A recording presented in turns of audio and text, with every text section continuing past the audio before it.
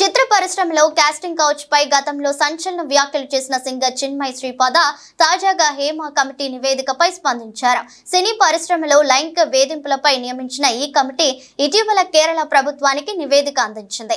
దీనిపై చిన్మయి ఇండియా టుడేకు ఇచ్చిన ప్రత్యేక ఇంటర్వ్యూలో పలు సంచలన విషయాలు వెల్లడించారు. సినీ పరిశ్రమలో పరిస్థితి గురించి, నేరస్తులకు ఉన్న రాజకీయ అనుబంధాల గురించి విడమరిచి చెప్పారు. హేమ కమిటీలోని సభ్యులు women in cinema collective WCC సభ్యులకు సింగర్ హ్యాట్స్ ఆఫ్ చెప్పారు. సినీ పరిశ్రమకు చెడ్డ పేరు వచ్చిందని, ఇక్కడ లైంగిక వేధింపులు సర్వసాధారణమని చాలా మంది విశ్వసిస్తారని చెప్పారు. తమిళ పాటల రచయిత వైరముత్తు నుంచి తాను స్వయంగా లైంగిక వేధింపులు ఎదుర్కొన్నానని, ఆ కేసులో తాను పోరాడుతూనే ఉన్నానని తెలిపారు. చాలా చిత్ర పరిశ్రమల్లో నేరస్తులు కలిసి పనిచేస్తారని పేర్కొన్నారు. ఆమె దీనిని అధికారం, రాజకీయాలు, డబ్బు బంధంగా అభివర్ణించారు. సినీ పరిశ్రమలోని వ్యక్తులతో రాజకీయ సంబంధాలు నేరస్తులకు శిక్ష పడకుండా అడ్డుకుంటాయని తెలిపారు.